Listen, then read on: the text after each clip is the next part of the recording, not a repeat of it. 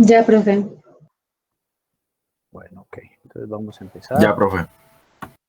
Ok, vamos a empezar entonces. Permítame, yo confirmo. Estamos grabando, etcétera. Ok, muy bien. Vamos a empezar entonces. Entonces hoy comenzamos el componente de micología.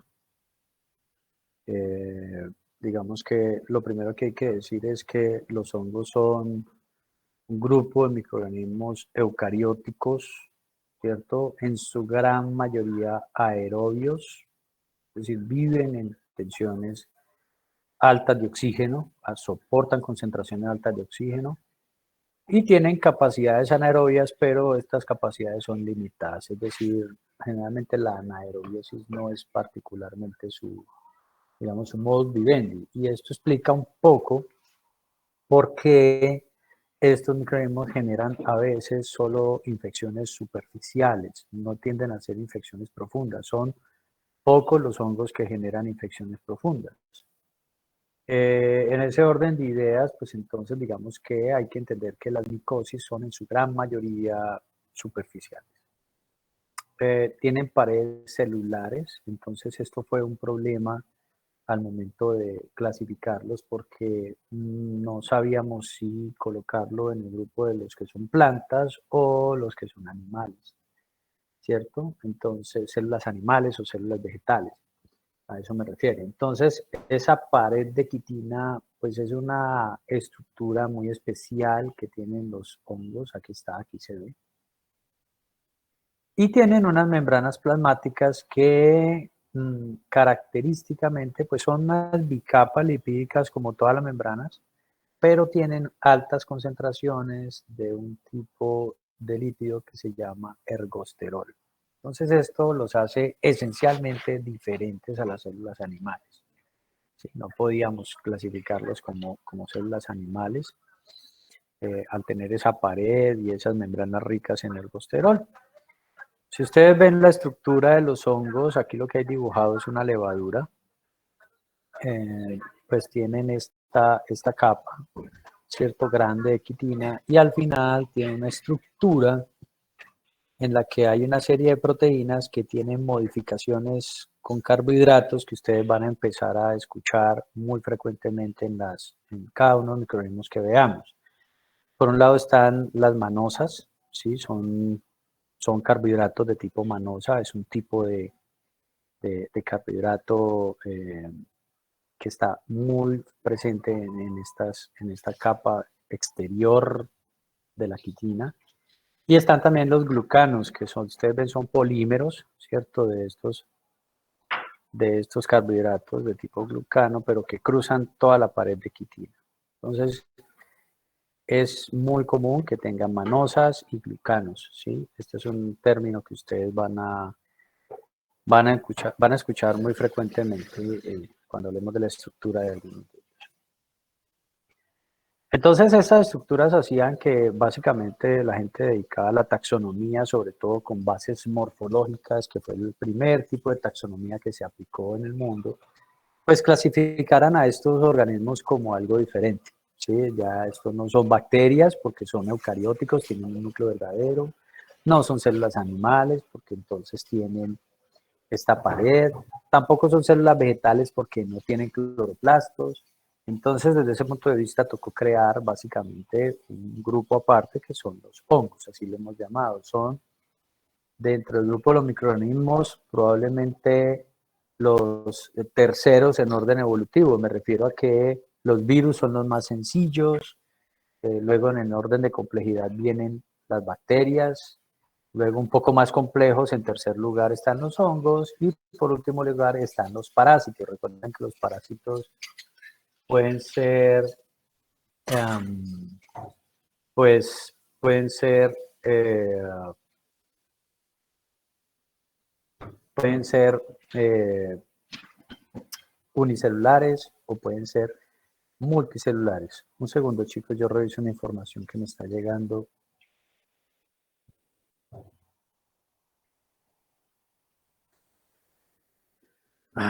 Perdón un momentico.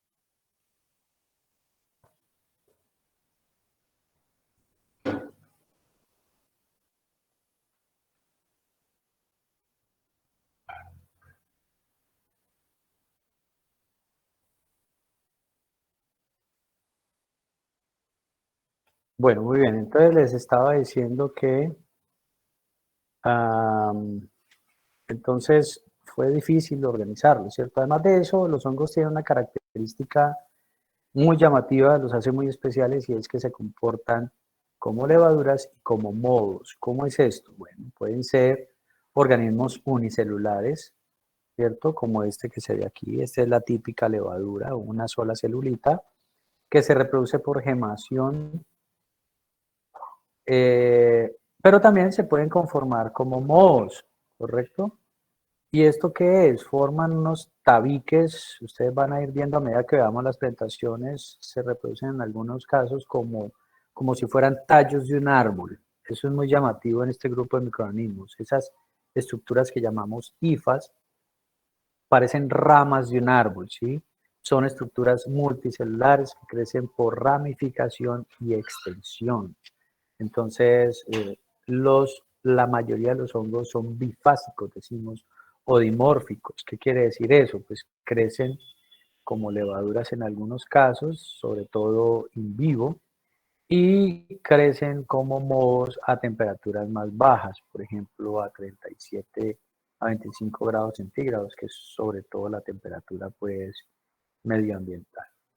Es importante que ustedes sepan, los hongos tienen esta capacidad y es importante saberlo desde el punto de vista médico y clínico por la siguiente razón, y es que pues en seres humanos, sobre todo cuando vamos a buscar en seres humanos estos que son dimórficos, los vamos a encontrar en forma de levadura, en la lesión, ahí justo en el sitio donde están causando la patología, pues porque está a 37 grados centígrados, ¿sí?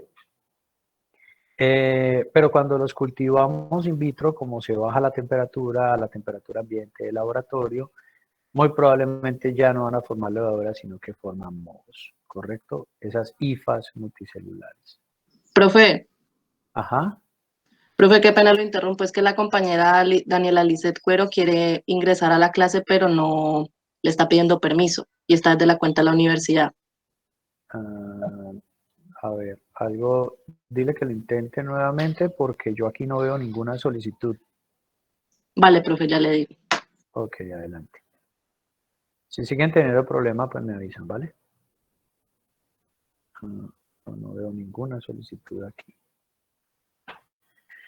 Bueno, muy bien, entonces, les iba diciendo que um, entonces hay hongos que son dimórficos, y cuando hablamos de dimórfico, pues hablamos específicamente de eso. La reproducción de los hongos también es algo bien interesante porque ellos tienen las dos formas de reproducirse, de forma sexual o asexual. ¿Sí? Prácticamente todos los hongos pueden producir estas estructuras que son esporas, estas bolitas que ustedes ven aquí. Y por eso muchos hongos se han considerado como armas biológicas, porque estas esporas, pues ya sabemos las esporas que son.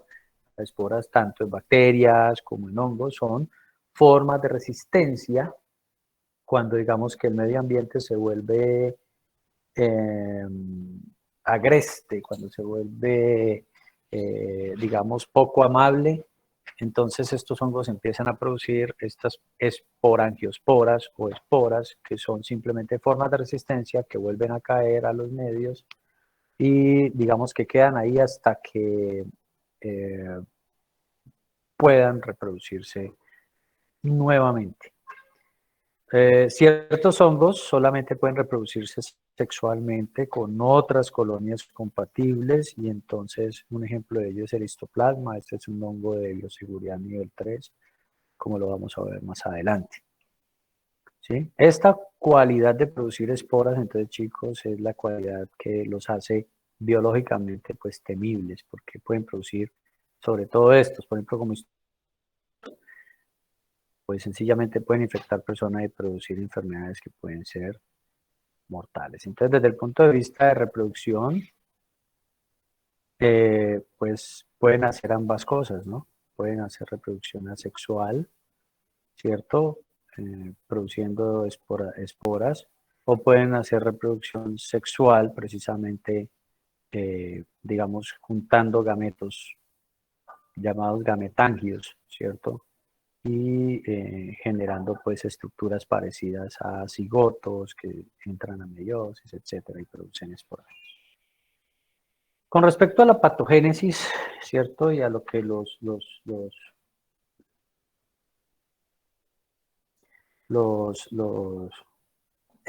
tipo de enfermedades que producen,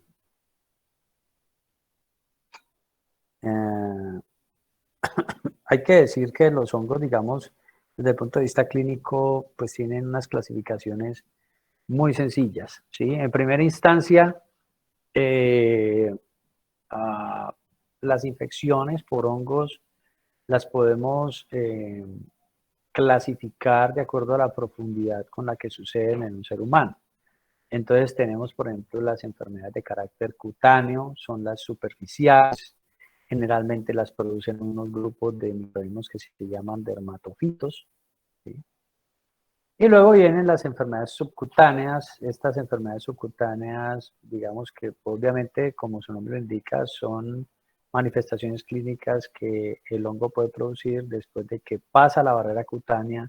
Frecuentemente la forma de pasar la barrera cutánea es una inoculación traumática, por ejemplo, lo que sucede en la esporotricosis, en la que, como se ve aquí en este ejemplo, si nos chuzamos con una espina, por ejemplo, de origen vegetal, pues la levadura logra entrar más allá de la piel y producir estas infecciones de carácter subcutáneo.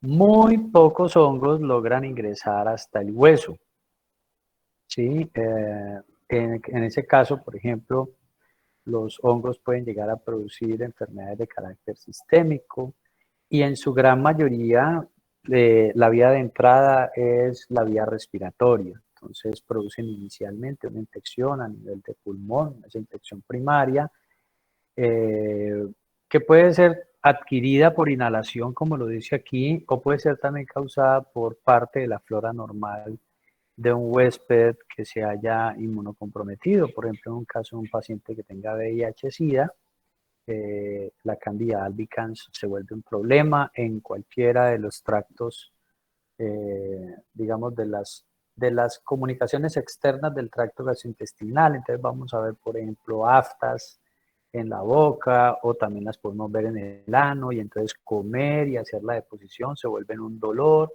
Este paciente ya no quiere comer, ya no quiere hacer del cuerpo, entonces significa que básicamente se va a ir desgastando, precisamente porque ese es un proceso doloroso en los pacientes inmunocomprometidos.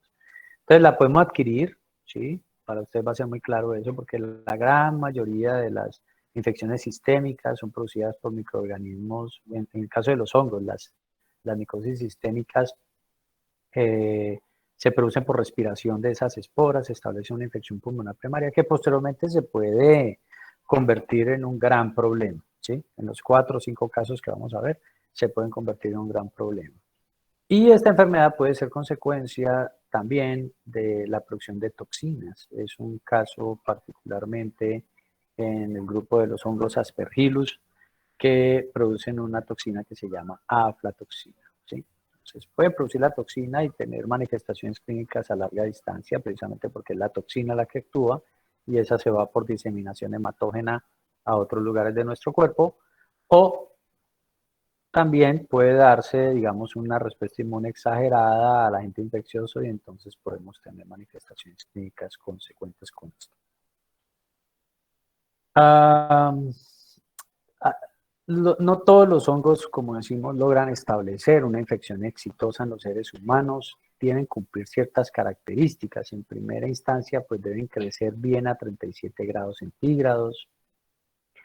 Deben ser capaces de producir sustancias como enzimas que dañen la capa de queratina de la piel, producen queratinasas, los dermatofitos logran hacer eso, dañan la queratina de la piel y se alojan justo ahí en la capa donde las células empiezan a morir, es decir, aún hay células vivas en esa parte de la piel.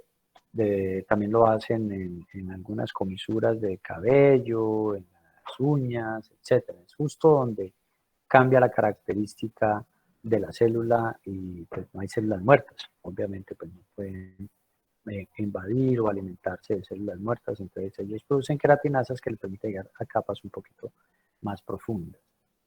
tienen la capacidad de cambiar de forma. Entonces, en el medio ambiente son modos, pero en el ser humano adquieren la forma de levadura, ¿cierto? Y esto precisamente al ser forma de levadura y al convertirse en una forma de vida exitosa unicelular, pues les permite propagarse y convertirse en patógenos que pueden causar problemas en seres humanos. Además, deben tener la capacidad de adherirse a las superficies, ¿sí? Entonces, por ejemplo, Candida albicans o el Cryptococcus neoformans, que vamos a ver más adelante, pues son ejemplos de ellos, son algunos hongos que pueden eh, tener capacidad de adherirse a las superficies como Cándida, o tener cápsulas antifagocíticas como el Cryptococcus neoformans. El Cryptococcus neoformans, cuando veamos este microorganismo, vamos a ver, se ve muy bonito de microscopía de campo oscuro, se ve como si fuera una moneda de 500, por darle algún ejemplo, que tiene como esa capa gruesa, metálica en el lado externo, así se logra ver en el campo oscuro. Y una última característica muy llamativa de los hongos que son un problema en salud pública y que probablemente generan problemas en los organismos humanos, es que pueden persistir después de la fagocitosis. ¿Cómo es eso? ¿Cómo así que persistir después de la... pues cuando un fagocito lo fagocita, el hongo puede sobrevivir dentro de ese fagocito. El mecanismo más popularmente conocido es la inhibición de la fusión fagolisosoma. Entonces, pues vive dentro de una cápsula que se llama fagosoma y él es capaz de inhibir que el lisosoma bote todo su contenido dentro de ese fagosoma y entonces sencillamente sobrevive dentro del fagocito, ¿sí? Y esto pues permite la sobrevida y diseminación dentro de estas células. En general, los seres humanos tenemos un alto nivel de inmunidad innata contra los hongos. Digamos que casi toda la estructura de la inmunidad innata está sobre todo, digamos, diseñada para defendernos sobre todo contra hongos, ¿cierto? Digamos que hablando ya desde el punto de vista evolutivo, las defensas inmunes contra los microorganismos más complejos, que son los hongos y los parásitos, son muy efectivas. Eso se traduce en que sean pocos parásitos y pocos hongos los que en realidad representan un problema para los seres humanos, no siendo así para los más sencillos, que son las bacterias y los virus. Entonces, pues digamos que un concepto general es que los seres humanos tenemos un alto nivel de inmunidad innata contra los hongos.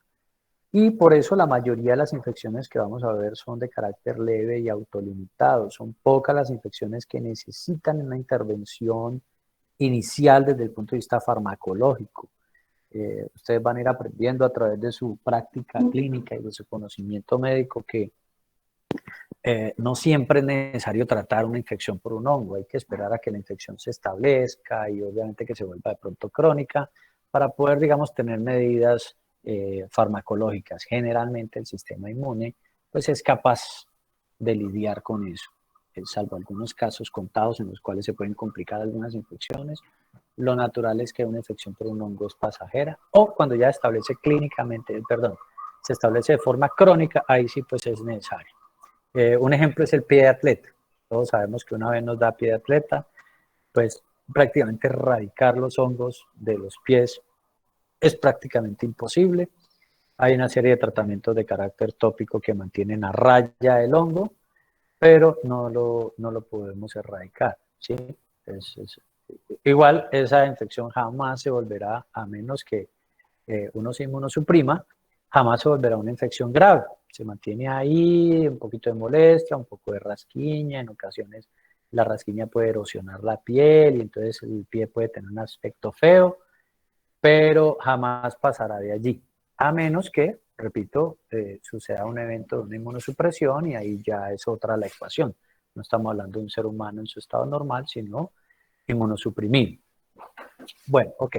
Entonces, continuando con todo el ejercicio que estamos haciendo, pues la resistencia o la inmunidad innata es sobre todo provista a partir de mecanismos pues muy generales como el recambio epitelial. Entonces todos sabemos que las capas más externas de la piel son capas de células muertas, obviamente pues hay un tema de recambio epitelial, constantemente están generándose nuevas células de piel que van haciendo que las capas más externas pues descamen y entonces a eso le denominamos recambio epitelial. Obvio, si un hongo se deposita en esa última capa, pues sencillamente esa infección se cae, nosotros la descamamos, ¿correcto? Las superficies mucosas son otra barrera muy efectiva, pues el moco significa una capa de gelatina en la cual los hongos básicamente quedan atrapados, ¿correcto? En esa capa y pueden entonces ser eliminados de las capas más externas. Perdón, por ejemplo, imaginémonos los cilios del tracto respiratorio, pues si respiramos esporas, lo más natural que sucede es que entonces la capa de moco atrapa las esporas, ¿sí? Y esas esporas, entonces, a través del movimiento de los cilios, atrapadas en el moco, son poco a poco expelidas de tal manera que finalmente las podemos tragar, que es lo natural, ¿no? Quiero decirles, la expectoración y el moco que se produce en el tracto respiratorio, lo natural es tragarlo para que eso vaya directamente al ácido clorhídrico del estómago y entonces en ese orden de ideas, pues, se ha eliminado ahí, ¿sí? Entonces esa costumbre, por ejemplo, de los seres humanos que algunos tienen de coger la expectoración y escupirla en el primer lugar que se les ocurre, pues no es una práctica, digamos, del todo correcta, ¿sí? Porque entonces el sistema inmune no está funcionando como debería suceder. Obviamente cuando la expectoración y el moco, pues la producción de moco es exagerada, pues entonces de pronto, digamos, uno mismo se puede hacer algo de terapia, extrayendo todo ese moco, botándolo, etcétera, pero no es lo natural. Eh, También, digamos, parte de la función de los terapeutas respiratorios es esa, precisamente, provocar la salida de ese moco de tal manera que las vías respiratorias quedan libres. El otro ejemplo de esa respuesta inmune innata pues, es el contenido de ácidos grasos de la piel. Esto reduce el pH y obviamente no muchos microorganismos pueden crecer a ese pH tan ácido. La transferrina, esta es una proteína capaz de capturar hierro y quita el hierro del medio, del nicho ecológico donde está intentando eh, crecer el hongo de tal manera que, digamos, no puede tener hierro disponible y entonces no puede crecer. El otro ejemplo de esto es la competencia con la microbiota, ¿sí? Es otra forma de inmunidad innata muy popular dentro de los hongos. Entonces, los microorganismos, los hongos, pues entonces lo que sucede es que ellos, um, eh, digamos que tienen que competir con otros microorganismos que son parte de la microbiota. Entonces, por eso es tan importante, chicos, tan importante tener unas prácticas preventivas, profilácticas de salud, de tal manera que nuestra microbiota se mantiene en buenas condiciones. Entonces, una crítica, por ejemplo, que muchos profesionales de la microbiología y de la infectología tienen es, por ejemplo, el uso exagerado, como hoy en día sucede, el uso exagerado de alcohol, el uso exagerado de antibacterianos en los elementos de aseo, que el champú, que el jabón, que la crema dental, cosas de esas, porque uno básicamente, digamos, adicionando este tipo de cosas a su uso diario, lo que está haciendo es incluyendo una serie de artefactos que modifican la microbiota normal. Entonces yo quiero que se lo imaginen. Imagínense que la microbiota normal somos los pobladores de Cali, ¿cierto? Que ya tenemos una dinámica, ya sabemos cómo se mueve la ciudad, etcétera. Pero de pronto desocupamos un sector de la ciudad y lo ocupamos con gente que no sabe cómo se comporta todo aquí. Obviamente eso va a causar una distorsión, ¿sí? Técnicamente cuando se desordena la microbiota, a eso le llamamos disbiosis. Y hay patologías en las cuales las disbiosis son básicas. Muchas de esas son, por ejemplo, la placa dental, la misma caries, la vaginosis, bueno, eh, algunas hipopigmentaciones de piel tienen que ver con fenómenos de disbiosis en los cuales los hongos empiezan a crecer en un sitio donde no deberían estar creciendo y se logra establecer ahí de forma crónica. Entonces, los hongos deben competir con la microbiota y nosotros al utilizar ciertos, digamos, elementos, sobre todo elementos de aseo, o al hacer tratamientos con antibióticos de forma, digamos, indiscriminada. Yo he escuchado en el pasado, no sé ahorita si eso se sigue haciendo, pero en el pasado escuché mucha gente con problemas de acné, se hacían ciclos de tratamiento con tetraciclina y cosas de esas, pues entonces obviamente, pues sí, mejora un poco la piel, el mejoramiento no es que sea tampoco muy notable, pero ¿qué estaban haciendo ahí? Provocándose una disbiosis. Ya vimos el ejemplo de los cilios del tracto respiratorio, los fluidos corporales también, entonces son una barrera importante para las infecciones por hongos. Estamos hablando de, por ejemplo, que en todos los fluidos corporales, en todas las secreciones, hay inmunoglobulina A. Esta inmunoglobulina A pues tiene, digamos, su papel preponderante que es proteger al organismo de la entrada de potenciales patógenos. Y finalmente, pues está, ya lo vimos, el pH de la piel provocado precisamente por el contenido de ácidos grasos. ¿Sí? La inmunidad celular también es importante para controlar infecciones por hongos. De hecho, todo hongo que logre ir un poco más allá de las capas tegumentarias nuestras, pues se tiene que enfrentar precisamente a esa respuesta inmune celular y humoral. Pero digamos que ya clínicamente hablando, los pacientes que tienen defectos en su inmunidad celular son los que experimentan infecciones por hongos más graves que aquellos que tienen defectos humorales. Esto parece que tiene que ver con la capacidad precisamente de los hongos de persistir después de la fagocitosis. Entonces se meten dentro de células y allá los anticuerpos no pueden entrar, entonces digamos que los defectos humorales naturales de algunos pacientes no los predisponen tanto para las infecciones por hongos versus defectos en la inmunidad celular. Aquí están, digamos, una serie de tablas de los hongos que causan infecciones importantes en seres humanos. Ustedes lo que van a ver es una clasificación aquí, si la infección es diseminada, si es oportunista, si es subcutánea, ¿cierto? O si puede llegar a producir, por ejemplo, una infección superficial. Entonces, en esta columna, cuando ustedes vean la rayita aquí, esa quiere decir que ahí se produce, ¿cierto? Por ejemplo, la levadura que hace parte del filum Basidiomycota, llamada Cryptococcus puede llegar a producir infecciones diseminadas y además infecciones oportunistas. Ustedes van a ver, miren como aquí, por ejemplo, también los mucor, los Zygomicota, el filum Zygomicota, el género mucor, la especie de mucor producen infecciones diseminadas en pacientes, sobre todo en pacientes que están inmunosuprimidos. Eso es lo que quiere decir una infección oportunista. Entonces, toma la oportunidad cuando el paciente está inmunosuprimido. Entonces, lo que van a encontrar en esta tabla es que casi siempre las infecciones diseminadas se producen en estadios de inmunosupresión. Pero ¿por qué se colocan aquí una raya para diseminada y otra para inmunosupresión si prácticamente siempre es lo mismo? Es que estos microorganismos no siempre necesitan la inmunosupresión. Pueden llegar a causar infecciones primarias graves. Entonces, por eso se tiene que hacer una columna aparte.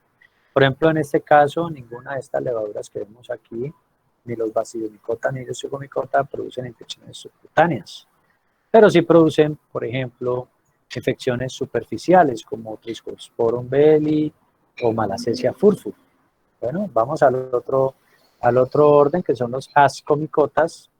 ¿Sí? Aquí está, por ejemplo, la cándida es netamente oportunista, ¿cierto? Lo mismo que Pneumocystis jirovecii, que era que conocíamos como Pneumocystis carini, ¿sí? Lo vimos por allá como si fuera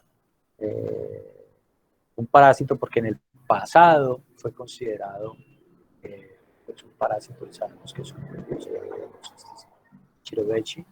Tenemos los hongos dimórficos, miren ustedes, la cándida, perdón, puede producir una infección subcutánea. Aquí están los hongos dimórficos, aquí generalmente se ubican los más graves, los que producen patologías más graves. Mírenlo, aquí está. Patologías como Histoplasma capsulatum, Blastomyces dermatitidis, Sporotris schenki, Coccidioides hemiti y Paracoccidioides brasiliensis, producen infecciones diseminadas y de estos el único que necesita realmente una inmunosupresión para establecer una infección es el Sporotris schenki, que también puede producir a veces infecciones subcutáneas. Los mohos, los que son exclusivamente mohos, de estos tal vez el más importante es Aspergillus por este tipo de infección profunda que puede producir diseminada.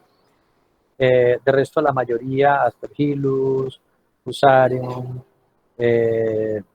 Pseudalescherichia boydii, pueden producir infecciones oportunistas y algunos de estos están involucrados en infecciones tanto subcutáneas como infecciones superficiales. Bueno, yo les decía que epidemiológicamente hablando es importante también entender que los hongos requieren para establecer sus infecciones a veces que el huésped les colabore. Generalmente esa colaboración es porque el huésped está inmunocomprometido. Entonces, ese individuo inmunocomprometido, pues digamos que no responde adecuadamente bien desde el punto de vista inmunológico a las infecciones por hongos y entonces los hongos aprovechan esa condición para establecer infecciones pues, de tipo oportunista. Ejemplos de inmunosupresión hay muchos, tendemos a pensar, como lo he dicho en muchas ocasiones durante los dos cursos que estamos viendo, tendemos a pensar que la infección por VIH y el posterior desarrollo de SIDA, pues entonces, digamos que son la inmunosupresión más comúnmente involucrada en todos estos fenómenos, pero no, no es así. La diabetes per se, por ejemplo, es un fenómeno de inmunosupresión. Al hacer la sangre más difícil de mover, al moverse más lento, la capacidad de responder del sistema inmune pues no es tan efectiva. Y pueden producirse un montón de infecciones secundarias y bueno, que pueden llegar a diseminarse, etc. Un ejemplo de una situación específica en la micología es la citoacidosis diabética con la mucormicosis rinocerebral. Ese es un hongo que produce una infección en los senos paranasales y que puede llegar a diseminarse hasta el cerebro. Miren esto. ¿Sí? En el caso del SIDA, por ejemplo, está específicamente asociado a histoplasmosis en el hemisferio norte, estoy hablando de países europeos, asiáticos y países norteamericanos que pues tienen una alta incidencia de histoplasmosis y en nuestras latitudes, en los países más tropicales del mundo, es reemplazado por paracoccidioidomicosis. La paracoccidioidomicosis es una enfermedad muy importante para nosotros los colombianos desde el punto de vista de que ha sido una notable investigadora antioqueña quien digamos, ha hecho el tránsito a través de caracterizar esa enfermedad, muy parecida a la histoplasmosis, pero en muchos aspectos también muy diferente a la histoplasmosis y se decidió llamarlo paracoccidioidomicosis. El hecho, por ejemplo, de utilizar antibióticos de manera indiscriminada puede asociarse a vaginitis por cándida. Esto fue muy popular en aquellas primeras épocas en las que se desarrollaron, por ejemplo, los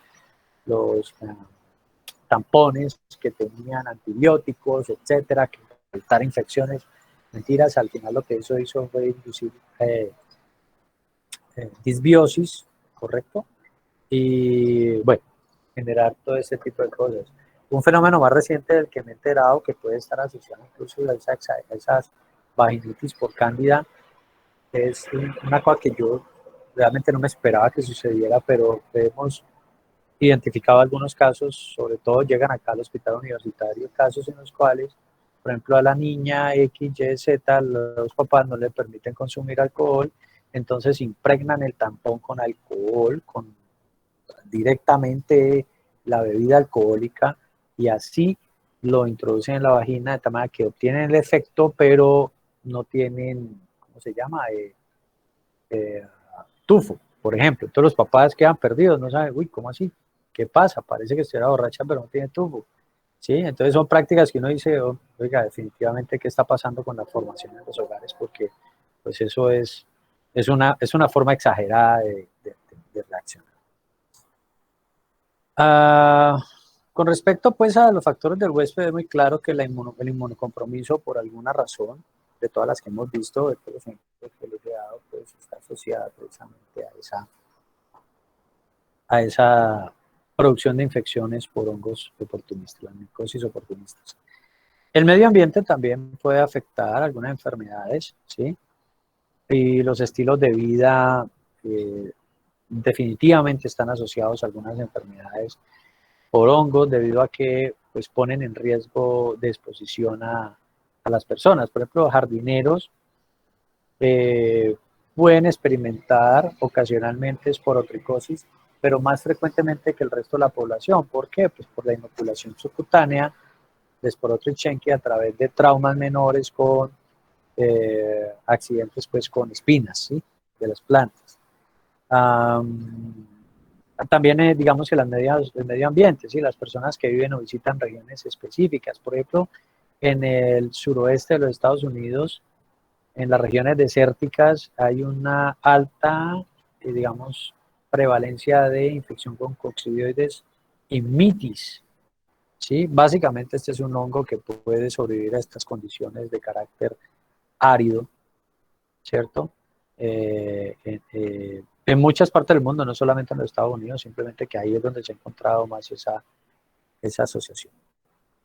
Bueno, esas son las generalidades de los hongos. Ahora vamos a entrar un poco más en detalle. Vamos a empezar por tal vez la micosis de más alta relevancia a nivel de su práctica clínica.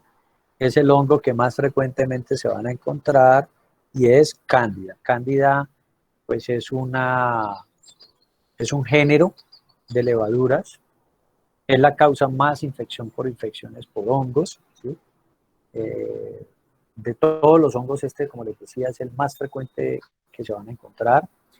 Y dentro de las cándidas, la más popular es la Candida albicans, así se pronuncia, Candida albicans.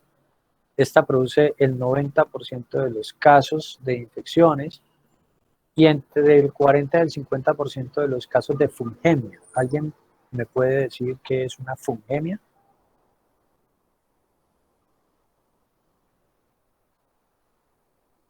¿Qué es fungemia? ¿Es la presencia de hongos en la sangre, profe? Correcto. Su nombre lo indica, es sencillamente la presencia de hongos en la sangre, ¿correcto?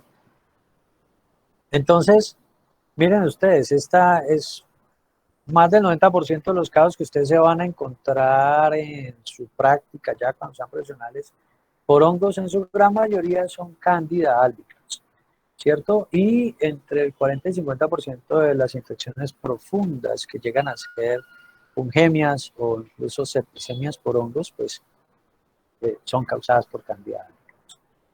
Hay una serie de especies que las agrupamos como Candidas no albicans, se asocian a candidiasis invasiva y tienden a ser, digamos, más frecuentemente a candidiasis invasivas, pero sobre todo necesitan de algún tipo de inmunosupresión de los pacientes y tienden a ser más resistentes a ciertos medicamentos antimicóticos. Entonces es muy importante a nivel clínico diferenciar entre Candida albicans y el resto, ¿sí? El tratamiento de Candida albicans es muy estándar, como lo vamos a ver más adelante. Mientras que cuando nos enfrentamos a una no albicans, pues no es común. Una especie de no albicans, inmediatamente cuando se encuentra en un examen microbiológico, le dicen a ustedes en el reporte una cándida no albicans, cualquiera de las otras, ¿sí? Usted inmediatamente tiene que pensar, opa, aquí de pronto me estoy topando es con una inmunosupresión de este paciente.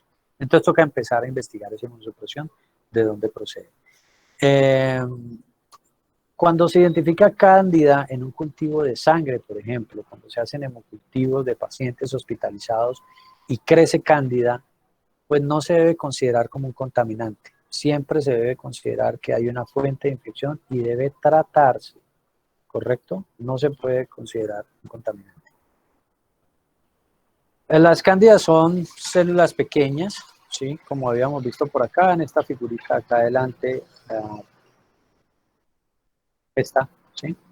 Así se ven unicelulares con esa pared de quitina gruesa, ¿cierto? Y que a veces están gemando.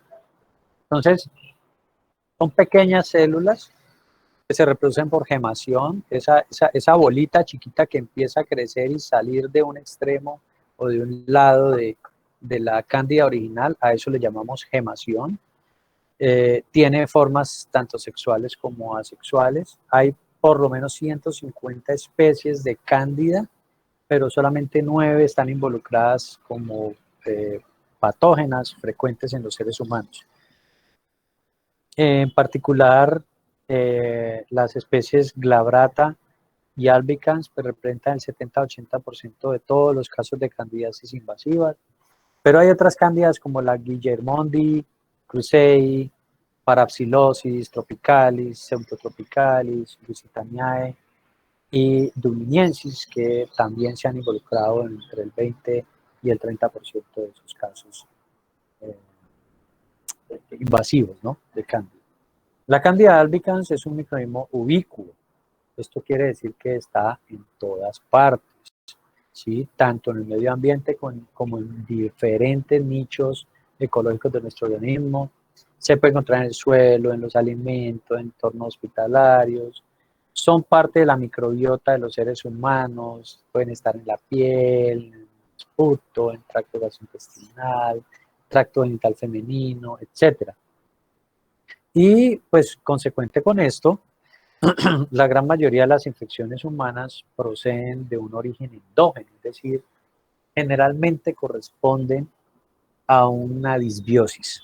Entonces, algo pasó y se descontroló la microbiota y entonces Candida albicans sobrecrece, que es un habitante normal, ¿no? En algunos sitios, ya lo vimos, piel, esputo, tracto intestinal, tracto genital femenino, y ahí algo genera una disbiosis y ella sobrecrece.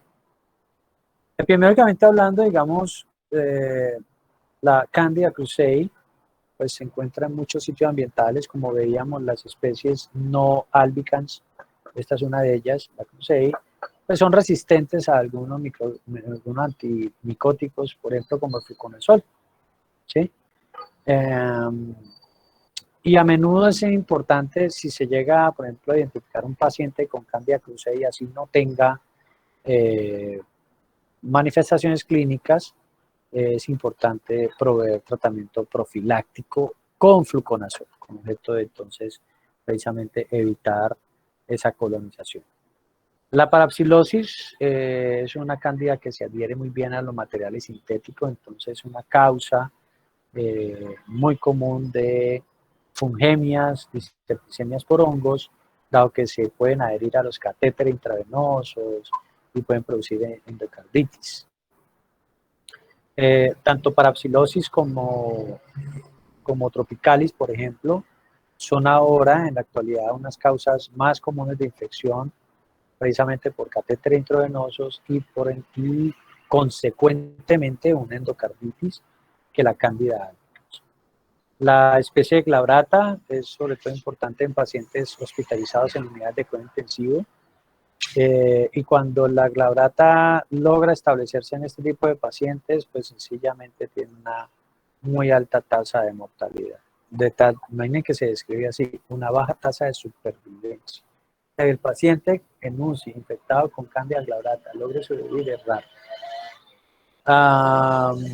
De nuevo, las cándidas, cualquiera que sea, albicans o no albicans, son contaminantes pues poco comunes en el laboratorio, por lo cual siempre que se encuentre pues se debe buscar el origen de esa infección y además se debe tratar. Con respecto a su patogénesis, digamos que hoy en día el aumento que se ha notado de esas infecciones por cándida se relaciona sobre todo con intervenciones de tipo médico. A esto le llamamos técnicamente iatrogenia. Por ejemplo, el uso de antibióticos que logran suprimir la flora bacteriana normal, la microbiota bacteriana normal, pueden permitir la proliferación de cándidas. Los catéteres intravenosos que proporcionan una vía de entrada, todos los implantes protésicos, las cirugías del tracto gastrointestinal, se asocian a una infección exagerada por cándida. Las inmunosupresiones como la infección por VIH y el desarrollo de SIDA o terapia farmacológica de inmunosupresoras, como por ejemplo el uso de esteroides, también se asocian a unas mayores tasas de infección por cándida.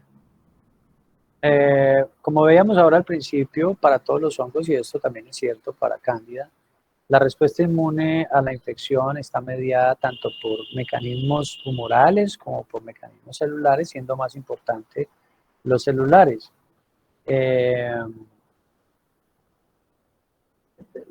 Esto digamos que se ve reflejado desde el punto de vista de que los pacientes con SIDA tienen una alta tasa de susceptibilidad a infecciones exageradas de orden cutáneo por cándida, lo que les decía, ¿no?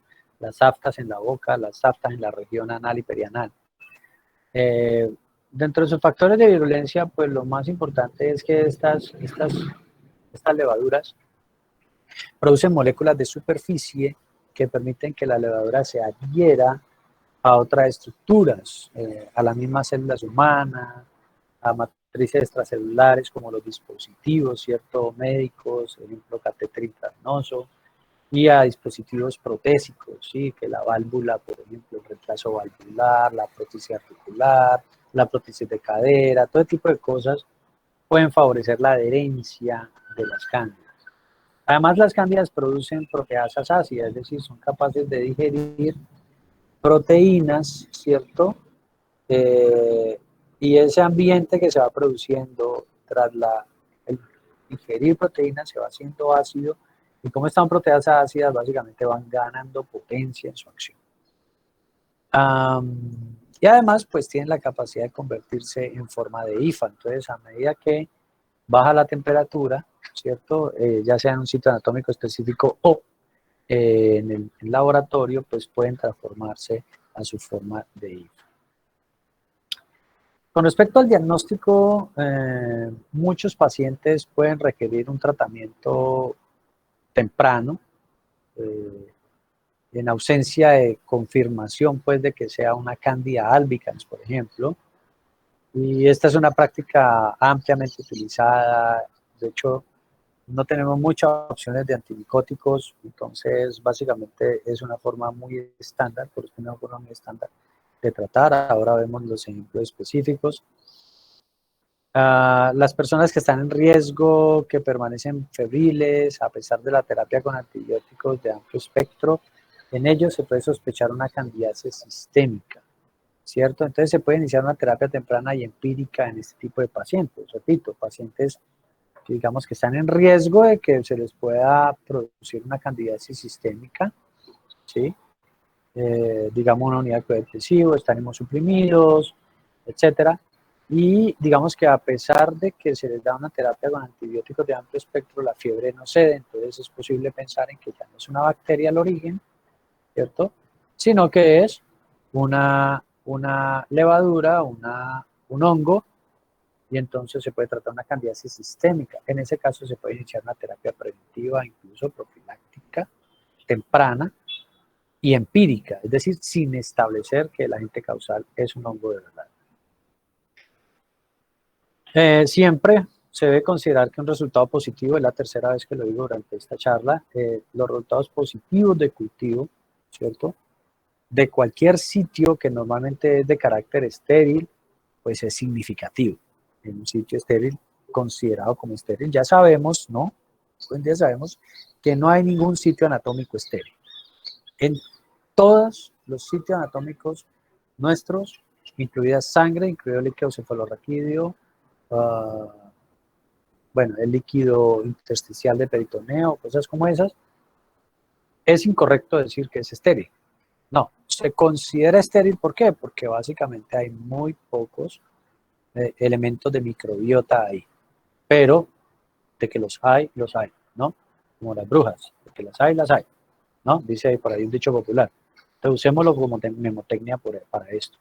Entonces, hay sitios anatómicos en los cuales la microbiota no es tan abundante como en otros, pero aún así no son estériles. Hay microorganismos todavía ahí. Entonces, si uno aísla de esos sitios estériles, considerados como estériles, alguna levadura, pues sencillamente debe considerar esa levadura como un hallazgo significativo y descartar si se trata de una Candida albicans o cualquiera de las otras. Esto digamos que se hace de manera así rutinaria, porque pues sencillamente es muy difícil distinguir una contaminación de una infección. Cándida se puede cultivar, como decíamos al principio, la mayoría de los hongos son aerobios estrictos que crecen bien, ¿cierto? Cuando están presentes en una muestra de biopsia, entonces se puede coger la biopsia y con la biopsia hacer un sembrado aquí en un agar. El agar más comúnmente utilizado en micología se llama agar sabureaut, o lo decimos, como eso proviene, es una palabra que proviene del francés, le decimos saboureux, pero se escribe sabureaut, ustedes se lo van a encontrar muy frecuentemente en sus lecturas. El agar saboureux es el más utilizado en micología, entonces uno coge simplemente la muestra de biopsia y la siembra. Aquí básicamente lo que hace es sobar el agar con la muestra a ver si crece la levadura. No obstante, ustedes ya saben, es decir, estos son hongos, son organismos un poco más complejos que las bacterias y que los virus, por tanto deben tener requerimientos nutricionales un poco más complejos, entonces no es común que crezcan y entonces encontramos indicadores como este. En los hemocultivos, por ejemplo, la candidemia se puede comprobar solo en el 60% de los casos. Es decir, cándida puede estar presente, ser el agente causal de la septicemia y no crecer en el hemocultivo. Solo en el 60% de los casos crece en el hemocultivo. Cuando digo solo, pues estoy hablando más de la mitad, claro, el 60%. Pero tenemos todavía un porcentaje importante de pacientes en los cuales no es posible confirmar que es una cándida el agente causal. Entonces, por eso la recomendación que se daba aquí atrás.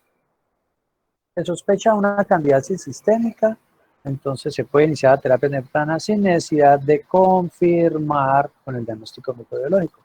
Es precisamente por eso, porque hay un 40% de pacientes que se nos escapan al hemocultivo. Ahora, el hemocultivo tarda entre 48 y 96 horas en hacerse positivo. Estamos hablando de entre 2 y 5 días. Entonces no podemos esperar todo eso en algunos casos para establecer la terapia y entonces se permite establecer una terapia de tipo empírico siempre que exista la sospecha de que es una levadura. La levadura, la tinción de Gram son Gram positivas, pero la tinción de Gram en los hongos no es tan importante como en las bacterias. No podemos tener un mundo de Gram positivos y otro mundo de los Gram negativos, ¿sí? Las formas de levadura y las cifas se pueden encontrar en examen microscópico de muestras clínicas, y así como, por ejemplo, el agar saboureux es el más popular en la micología, la prueba directa de observación directa de los hongos más popular es el KOH, generalmente una solución de hidróxido de potasio al 10%. Un ejemplo de esto es lo que veíamos en parasitología. En parasitología también es muy popular el examen directo, por ejemplo, de las heces o de algunas otras muestras, ¿cierto? Orina, líquido cefalorraquídeo, etcétera, en las que observar directamente el líquido y ver si vemos alguna estructura de un microorganismo, pues es válido. En parasitología hablábamos de la solución salina y el Lugol, ¿cierto? El Lugol es la solución iodada que veíamos, en la que se aumenta la refractoriedad de algunas estructuras internas de los parásitos. Acá en el mundo de los hongos ya no es solución salina ni Lugol, sino que se puede hacer, por supuesto se puede hacer la observación directa, pero la hacemos en una solución de 10% de potasio, de hidróxido de potasio. Ustedes van a encontrar dentro de su práctica, de nuevo, dentro de rotaciones, que a esto popularmente se le llama KOH. Que doctor, que vea que es que tengo un paciente que tiene la uña negra, que no se ha golpeado. Hágale un KOH. ¿Qué significa eso? Pues ordénele una prueba, una observación directa, en la que las personas del laboratorio clínico lo que van a hacer es raspar la lesión, la uña, sea por debajo o por encima, ¿cierto? De la capa de la uña, y entonces ese raspado se observa directamente al microscopio en solución de KOH. ¿Por qué en solución de KOH? Recuerden que los hongos tienen una capa de quitina muy gruesa y en KOH esa capa es refractaria. Entonces permite ver muy bien las estructuras. Esta es una observación de KOH de una levadura, sé que hay otra. Se puede ver la levadura, miren ustedes, con ese anillo grueso en la parte externa, ¿sí? Y se puede ver también la hifa. Estas son las hifas que les mencionaba desde el principio, que parecen tallos de árboles, ¿sí? Parecen ramas de árboles, ¿correcto? Bueno. Miren ustedes que en este diagnóstico hemos explorado las dos técnicas diagnósticas más populares de la micología, que es el cultivo en agar-saburó y el examen directo por KOH. Ambas cosas pueden ser, digamos, hechas en el caso de Cándida, ¿sí? Ambas van a facilitar el diagnóstico, sobre todo los cultivos a partir de biopsias, ¿sí? O a partir de sangre en la que se sospecha una fungemia, o raspado directo de la lesión, observación directa, no solamente el raspado, sino también de líquidos como líquido cefalorraquídeo, exudado vaginal, esputo, donde uno puede ver directamente eh, el microorganismo. Cuando crecen en el lagar suburo se ven así unas colonias grandotas, gigantes, muy diferentes a las colonias bacterianas que son llenas de punticos separaditos unos con otros. Estas son gigantes, miren ustedes, y producen esa estructura como copo de nieve, así se ve más o menos, se ven blancas. Esta es una foto, por ejemplo, de una cavidad oral, ¿cierto?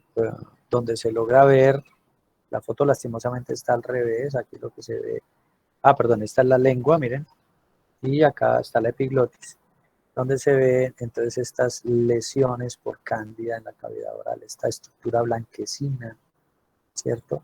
De hecho, esta estructura se podría incluso raspar, pero al raspar se va a generar un sangrado del paciente y esto duele espantosamente.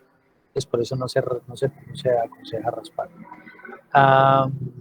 Lo que vemos acá es la prueba de KOH. A este lado vemos, por ejemplo, que a partir de algún líquido lo que se puede hacer es, o por ejemplo de esta lesión, se puede hacer un hisopado, de ese hisopado se coloca en solución salina, ¿sí? Así como se ve aquí, se coloca en solución salina y se procede a ver al microscopio, entonces se pueden ver diferentes estructuras de los hongos. Eso es el KOH. Bueno, entonces estamos viendo cómo las diferentes formas de cándida son diagnosticadas, pero en el caso de cándida albicans, que es la cándida más importante clínicamente hablando, pues siempre que se vea una levadura hay que confirmar si se trata de albicans o es una especie diferente, es decir, está en el grupo de las no albicans.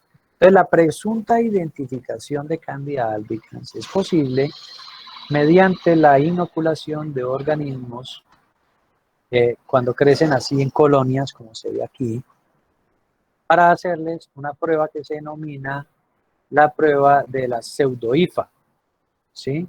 ¿Qué es la pseudohifa? O prueba también de tubo germinal. ¿Qué es lo que pasa? Resulta que cuando uno coge la cándida, esta cándida para crecer, ¿cuánto tiempo tomó? Entre 48 y 96 horas, como dice aquí. Ha pasado mucho tiempo, entonces digamos que empieza a cambiar sus estructuras porque ya no está a 37 grados centígrados, sino que está a temperatura normal de laboratorio. Entonces ella empieza a generar estos túbulos, que son como las primeras formas de hifa, son intentos de formar hifas que se ven aquí, y a esto le llama tubo germinal o pseudohifa. Pseudohifa. Entonces lo que se hace es escoger un poco de estas levaduras que han crecido aquí en cultivo, se ponen en un tubo con suero, puede ser suero fetal bovino o algún otro elemento que sea altamente rico en nutrientes, y ellas deben formar estos túbulos. A la hora, a las 2 horas, se observan al microscopio, forman esta pseudohifa. La única cándida que logra producir esa pseudohifa es la cándida albicans. Entonces, esto técnicamente, chicos, se le dice prueba de tubo germinal o prueba de pseudohifa. ¿Sí? Es la característica de la cándida albicans. Ahora, ¿hay formas de llegar a una identificación? ¿Sí? ¿Alguien iba a preguntar? ¿Aló? O sea, la verdad me quedó un poquito como fuera de contexto. Hola, Doc, ¿cómo me le va? Pero no entendí bien como por qué ellos crean esas pseudodifas, que ver ponerlo a repetir, pero me quedé Bueno, el punto perdido. es este. El punto es que esta prueba se hace con levaduras que son, digamos, crecidas en cultivo. Entonces, ¿cuál es el punto aquí? Ella no crece más como levadura en cultivo porque la temperatura a la cual ahora está creciendo ya es más baja que la temperatura corporal, ¿sí? Digamos, la temperatura de laboratorio la consideramos entre los 22 y 25 grados. Hace que particularmente Candida albicans empiece, digamos, a modificar su genoma y a alistarse para producir pseudohifas. Recuerden que es un hongo dimórfico que puede producir hifas a temperatura ambiente. Entonces, pero Candida albicans es la única en la cual si usted coge algunas levaduras de aquí y las pone en un tubo que tenga suero, les decía, puede ser suero fetal bovino, que es el suero más popular en todos los laboratorios clínicos, ¿sí? Suero fetal bovino, o puede ser también suero humano, ¿sí? No importa, una muestra cualquiera del laboratorio clínico, por ejemplo, alguien se mandó a hacer un hemograma, cogemos un poquito de ese suero de ese hemograma y ponemos ahí el cultivo y al cabo de 1 hora, 2 horas, las levaduras de tipo Candida albicans han logrado o deben lograr producir esta pseudohifa o este tubo germinal. ¿Correcto? Entonces esta es una prueba específica para determinar si la cándida que me ha crecido aquí es Candida albicans. ¿Por qué? Porque ella debe ser capaz de producir este tubo germinal a la hora o 2 horas en las que a temperatura ambiente yo la ponga en contacto con suelo. Profe, ¿Listo? cuando ellas crean esas hijas, ¿es una forma de sobrevivir de ellas? Correcto, sí, es una forma de sobrevivir. Recuerden, son hongos dimórficos. Entonces, a temperatura ambiente crecen como si fueran hifas. Ahora, ¿por qué crecen como hifas a esa temperatura? Bueno, básicamente tiene que ver con la capacidad de captar nutrientes del medio ambiente. Siendo hifas, tienen una superficie mucho mayor, siendo hifas que siendo una sola celulita. Entonces, se extiende su superficie para poder captar nutrientes del medio externo. Diferente a cuando está en nuestro organismo, que es un sitio, digamos, rico en nutrientes, en las que ellas se pueden volver una sola celulita y sobrevivir así, como una sola celulita. ¿Listo? Sí, señor, mil gracias, profe, qué pena. Bueno, tranquilo, con gusto. Entonces, les decía, la especiación, es decir, el diagnóstico de especie muy preciso se puede lograr también con base en sus características fisiológicas. Ellas fermentan algunos carbohidratos, no son capaces de utilizar nitrato. Hay un ensayo de tipo serológico en el que es posible detectar, por ejemplo, eh, si se está produciendo un tipo específico de carbohidrato, en este caso es el 1,3-beta-D-glucano. Este es un carbohidrato sencillamente que tiene esta estructura que ustedes ven aquí, es un componente de la pared celular en una amplia variedad de hongos, excepto los criptococos y los cigomicetos. Pero esta prueba es súper interesante y súper útil hoy en día, sobre todo en ambientes hospitalarios, donde se tiene que establecer terapia de carácter empírico. Entonces, digamos que yo detecto si el paciente en su sangre tiene, por ejemplo, este antígeno, el 1,3-beta-glucano. Yo sé que esto es producido por hongos e inmediatamente, sin importar cuál es el hongo que está presente, puedo establecer una terapia amplio espectro antimicótico. Pero ¿cuál es la herramienta? Saber que el antígeno, que es de origen fungémico, pues que es producido por hongos, pues está presente o no está presente en mi paciente. Yo a partir de ahí puedo hacer pues un montón de pruebas para confirmar, pero el tratamiento, que es tal vez lo más urgente de establecer, se establece con base en esta prueba. Entonces puedo decir, bueno, entonces el paciente tiene también una infección por hongos, establezcamos un tratamiento, un esquema de tratamiento con un antifúngico. Esto es un ensayo de amplio espectro, como dice aquí, se pueden detectar, este antígeno lo pueden producir los aspergillus, las cándidas, los fusarium, la Clemonium, Saccharomyces, etcétera, excepto los criptococos y los cigomicetos. Muy importante considerar esto en criptococo. Yo no voy a encontrar este antígeno, entonces es probable que no me sirva para una decisión clínica. Hay un análisis de sangre de carácter comercial, se llama Glucatel, tiene una sensibilidad del 75 al 100%, una especificidad del 8 al 100% para la candidemia. Entonces, ¿de qué se trata esto? Pues no esperar todo el tiempo que se demora el hemocultivo, por ejemplo, de la candidemia, sino que si se detecta este antígeno circulando, yo puedo asumir que el antígeno es producido por un hongo y establezco un tratamiento antifúngico. El valor predictivo negativo es muy útil, quiere decir que si la prueba me da negativa... A ver, cuéntame. Entonces, si nos sale negativo ese beta-glucano, al hacer nosotros el tratamiento de amplio espectro, pues no sé, el criptococcus y los cigomicetos, pues los trataríamos con ese tratamiento, pues, perdón la redundancia, con ese tratamiento. No, lo que estoy diciendo es, no, lo que estoy diciendo es que si esta prueba da negativa, todavía tengo un grupo de microorganismos que no me lo producen, sobre todo los criptococos. ¿Sí? Entonces, como no me lo producen, no me incluye a los criptococos. ¿Ah? Pero si inicia el tratamiento de amplio espectro, así salga negativo. Sí, se puede iniciar, si da positivo.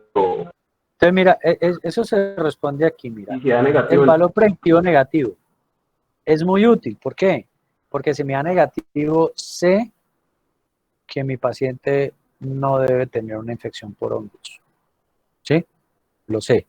Entonces no inicio la terapia empírica. El valor predictivo positivo, digamos que es más limitado, precisamente porque ese glucano está en muchos microorganismos. Incluso si los pacientes se han expuesto a celulosa, han estado, por ejemplo, en tratamiento con hemodiálisis, gasas quirúrgicas, esta prueba me puede dar positiva, ¿correcto? Entonces el valor predictivo positivo no es tan alto. Entonces está limitado a que el paciente tenga signos y síntomas, esté en algunas condiciones especiales, por ejemplo, hospitalizado en una UCI. ¿Sí? Entonces ahí se justifica el inicio del tratamiento empírico. ¿Listo? ¿Aló? Sí, señor. Sí. Bueno. Entonces vamos a otra prueba. Este es el ensayo de mananos de la cándida. Miren que este era en glucano. Ahora vamos a ver los mananos, ¿sí? Este tiene una sensibilidad menor del 31 al 90%, es decir, el rango es muy amplio e incluso es menor para las especies no albicans. Entonces no es que se utilice mucho. Existe el test comercial, pero no se utiliza realmente mucho. Es como una prueba de soporte, de ayuda, que ocasionalmente puede llegar a resolver algunos casos. En muchos casos lo que se necesita realmente es saber cómo guiar el tratamiento de la candidiasis, más que todo, más que para otros hongos. Esta es una prueba de antígeno, por lo cual cuando tratamos a un paciente que ya tiene el diagnóstico de cándida y se le hace esta prueba, pues lo que uno espera es que el antígeno desaparezca o por lo menos baje su concentración. Entonces esta prueba sirve para guiar precisamente ese diagnóstico. ¿Está bien?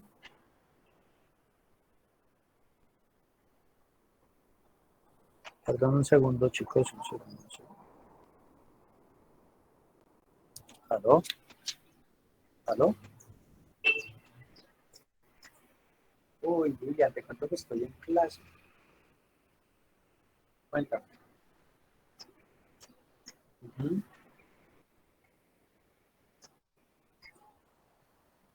Bueno, listo.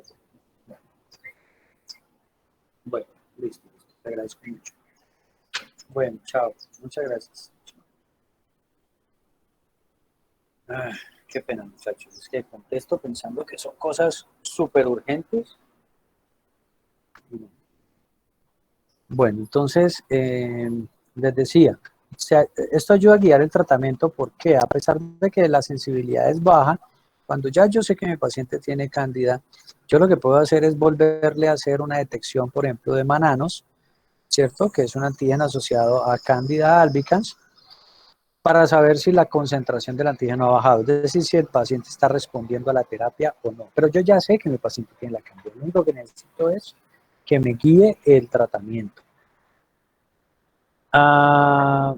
Entonces, el conocimiento pues ya de la especie que es la que está infectando, pues es altamente predictivo de una probable susceptibilidad al tratamiento, y esta prueba se utiliza entonces para guiar la terapia, para saber si el paciente está respondiendo o no.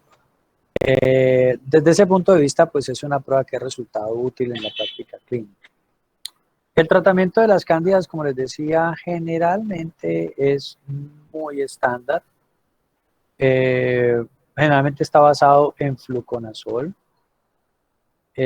Básicamente lo que nos encontramos son pacientes que tienen candidemias, ¿cierto? Generalmente no están neutropénicos. Si es neutropénico, yo puedo utilizar una combinación de fluconazol con algún otro antimicótico. La duración de los tratamientos generalmente larga, puede durar entre unos 15 a 20 días, ¿cierto? O incluso se puede extender hasta que se resuelvan tanto síntomas como de pronto la neutropenia y otro tipo de signos. Esas candidiasis, por ejemplo, las candidemias, perdón, no candidiasis, sino candidemias. Las candidemias se ven acompañadas de tratamientos complementarios, como por ejemplo, remover cualquier catéter intravascular, revisar si hay exposición, por ejemplo, a soles recientemente y eliminarlos también. El fluconazol en los pacientes con neutropenia se debe establecer solo en pacientes en los que se ha comprobado que el fluconazol funciona bien previamente, ¿sí? En la fase, digamos, menos severa de la enfermedad.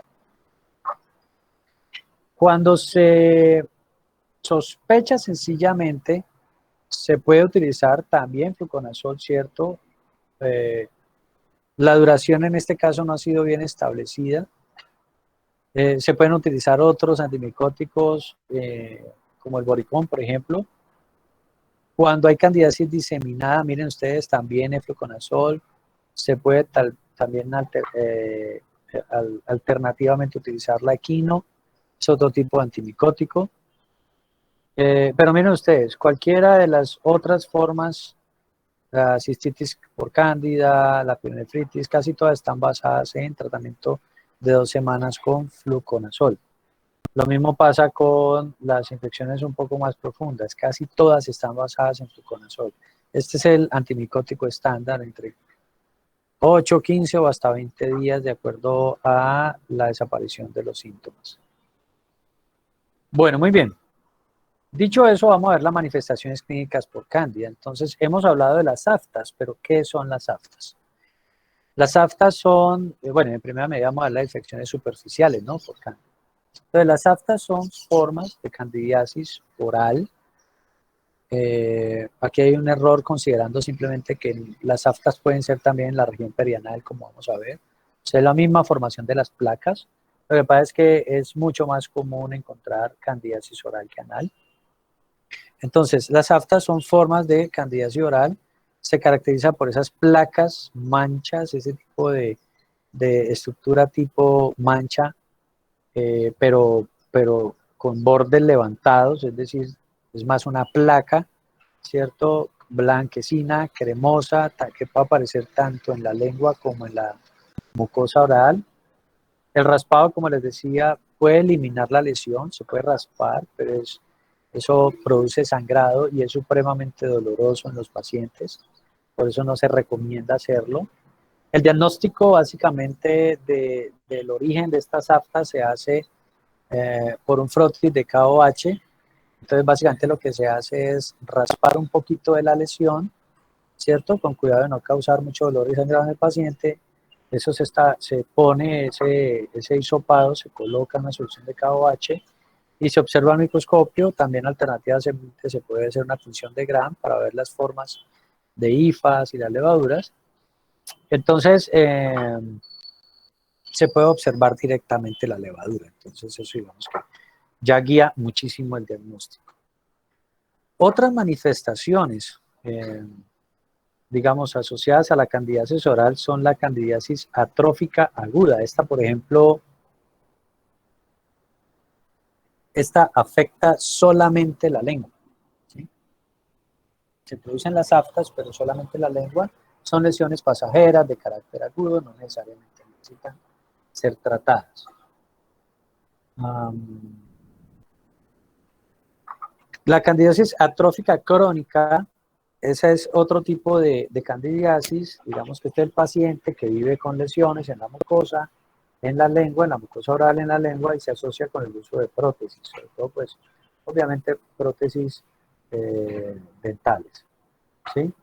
La queilitis angular, esa es una forma de infección en la lengua.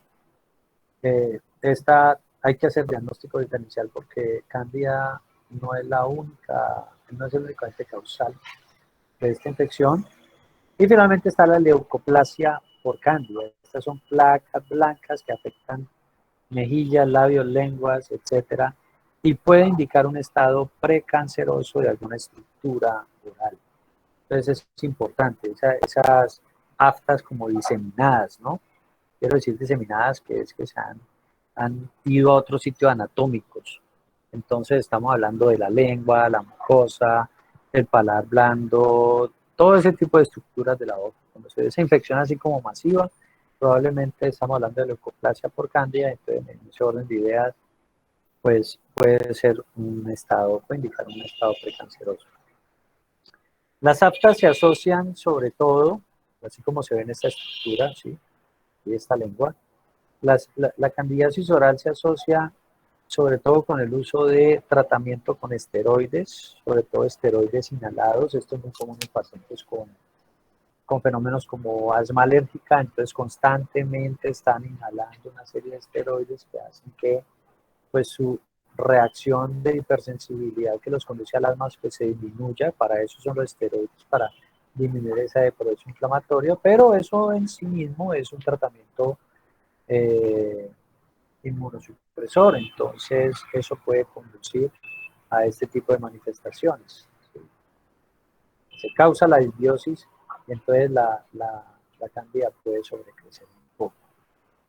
No obstante, malignidades como cáncer de lengua y etcétera pueden estar asociados también a un aumento de este tipo de lesiones y por supuesto la inmunosupresión causada por SIDA. El tratamiento suele ser tópico y en ocasiones es correcto establecer medidas profilácticas con fluconazol. ¿Sí? Este ha sido muy eficaz en la prevención de infecciones orales por cándida en pacientes que ya tienen cáncer o SIDA, pero pues sigue siendo controvertido.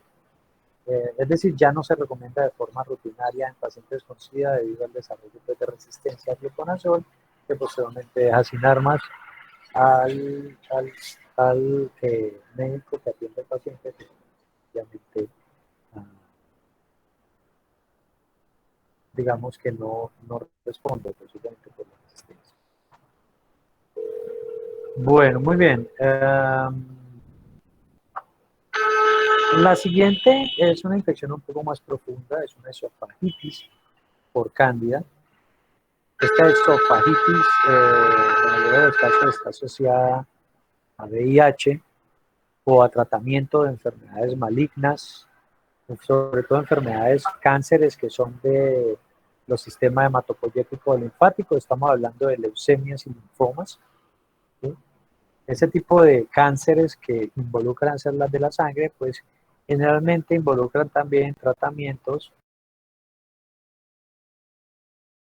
que lo que hacen es inmunosuprimir, precisamente para evitar la proliferación de las células sanguíneas. Entonces, eso es otra forma de inmunosupresión, con lo cual se asocian entonces esta esofagitis a ese tipo de tratamientos. Los síntomas típicos, como ustedes pueden ver aquí en esta fotografía, pues estas placas grandes de sobrecrecimiento de la cándida se forman y obviamente pues ya sabemos, el raspado produce dolor intenso y además sangrado. por lo cual los pacientes manifiestan cosas como, por ejemplo, disfagia, es el dolor al tragar, el dolor torácico retroesternal, náuseas, vómitos, y esto viene acompañado con síndrome de desgaste, porque el paciente no quiere comer precisamente por lo doloroso. El diagnóstico se realiza mediante imagenología, se hace una endoscopia o se puede hacer también una biopsia que se puede cultivar in vitro, como vimos en Agar-Saburó. En la práctica, el diagnóstico a menudo se realiza presuntamente en personas con SIDA o con algún tipo de malignidad, sobre todo esta malignidad del sistema hematopoyético o linfático. Sobre la base de que, por ejemplo, se tiene una candidiasis oral previa y los síntomas de la esofagitis. Entonces, lo que se supone es que el paciente ya inmunosuprimido, pues sencillamente la candidiasis oral lo que ha hecho es penetrar un poco más al paciente, irse hacia el esófago y producir todas estas manifestaciones. La esofagitis por cándida, pues digamos que produce esas protuberancias intraluminales que ya vimos, con obstrucción obviamente parcial. Sin embargo, la perforación es rara, es decir, el microorganismo crece ahí superficialmente, pero no penetra las capas subyacentes del órgano. Frecuentemente un paciente con una inmunosupresión grave, pues digamos que esta esofagitis por cándida no es el único agente causal asociado, puede haber una coinfección con otros virus como el citomegalovirus o el herpes simplex. Y en este caso, pues adivinen que de todos los casos, fluconazol es el agente antimicótico de mayor eficacia, incluso más eficaz que el ketoconazol en pacientes con SIDA. Luego viene una forma de candidiasis un poco más profunda, que es la candidiasis gastrointestinal. Este usualmente está asociado a enfermedades malignas, pero ya no malignidades de tipo sanguíneo, leucemias o linfomas, sino que son malignidades ya propias del tracto gastrointestinal, generalmente asociadas con úlceras estomacales que previamente se consideraron benignas. La afectación difusa de la mucosa gástrica es rara, es decir, básicamente el hongo no crece de manera exagerada por todo el tracto gastrointestinal, sino que lo hace en esos sitios específicamente donde hay lesiones, sobre todo estas lesiones de tipo ulcerativo o donde hay enfermedades de carácter maligno, de cáncer. Esa infección del tracto gastrointestinal sucede también formando esas placas blanquecinas que hemos visto, obviamente por la función típica del tracto gastrointestinal, sobre todo el grueso, pues provoca erosiones, formación de pseudomembranas, se ven ulceraciones muy visibles en las endoscopias, sangrados, etcétera, pues que pueden ser, obviamente, como ya lo hemos visto, bastante molestos para el paciente. Cándida puede producir una vulvovaginitis. Esta es la causa más común de vaginitis. Recuerden, no es vaginosis, sino vaginitis. Ustedes van a tener que clínicamente aprender a diferenciar cuando las manifestaciones clínicas son típicas de vaginosis, cuyo agente causal es Gardnerella vaginalis. Esta fue una bacteria que ya vimos. Y entonces, cuando, digamos, puede convertirse en una vaginitis, y en este caso, el agente causal más frecuentemente asociado es la cándida. ¿Sí? El 75% de las mujeres llegan a tener un episodio de vaginitis en algún momento de su vida. No necesariamente se debe tratar con una enfermedad de transmisión sexual. Los factores predisponentes son, por ejemplo, diabetes, terapia antibiótica, embarazo, puede llegar a generar. Como ustedes ven aquí, digamos, crecen una serie de placas blanquecinas, típico de las candidiasis, pues a nivel de la vagina. Se caracteriza por edematización, prurito vulvar, puede ir acompañado de una secreción. La secreción generalmente es escasa o es muy gruesa, ¿sí? Muy tipo gel, ¿correcto? No es un exudado pues difuso como en otras enfermedades de transmisión sexual. Y pues esta puede a veces estar acompañada de una infección secundaria en la región perianal o incluso en la uretra. La candidemia es la forma pues más invasiva de infección por cándida. Es, digamos que corresponde a la llegada de la cándida al tracto, digo, al torrente sanguíneo. Y hay una serie de factores de riesgo que aumentan pues la probabilidad de que cándida pues llegue un poco más profundo al torrente sanguíneo, ¿no? Entre esas están las neoplasias malignas, los cánceres, particularmente las leucemias, sobre todo la leucemia de carácter agudo, los pacientes con quemaduras, sobre todo de nivel 3 y 4, algunos posoperatorios complicados que tienen que ver con trasplantes de órganos, obviamente, porque hay que reemplazar el órgano y hay que abrir mucho al paciente en algunos casos en la región abdominal, o tras cirugías de tracto gastrointestinal. En estos casos de candidemia, ya que es presencia de cándida en la sangre, pues múltiples órganos se pueden ver afectados, muchos. Las características patológicas pues son la formación de pequeños abscesos, microabscesos difusos por todo el torrente sanguíneo, ¿sí? En el endotelio del torrente sanguíneo, que causan microabscesos con reacciones granulomatosas.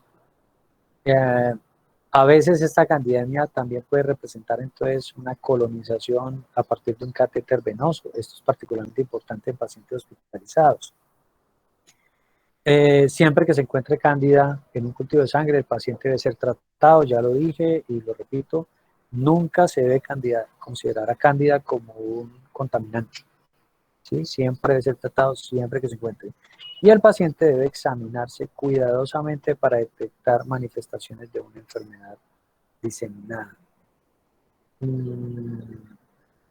La incidencia aumenta, pues obviamente con el aumento del número de pacientes susceptibles, es decir, pacientes que tengan esas malignidades o que tengan alguna inmunosupresión, y también con el uso de catéteres de carácter permanente. La presentación clínica de las candidemias varía desde una fiebre leve hasta una sepsis severa, que se puede extender de manera pues, hematogénica a múltiples órganos, entonces hay que revisar si se acompaña también de endocarditis, de afectación ocular, corioretinitis o vitritis, e incluso considerar otros sitios como piel, abscesos renales, musculares, dispositivos vasculares proteicos, etcétera, como fuente de esta candidemia. El manejo de todas las candidemias siempre implica la eliminación de cualquier material protésico o línea de comunicación intravascular. Y como les decía hace un rato, los hemocultivos son positivos en más o menos el 60% de los pacientes con una candidemia que es compatible toda su clínica, de tal manera que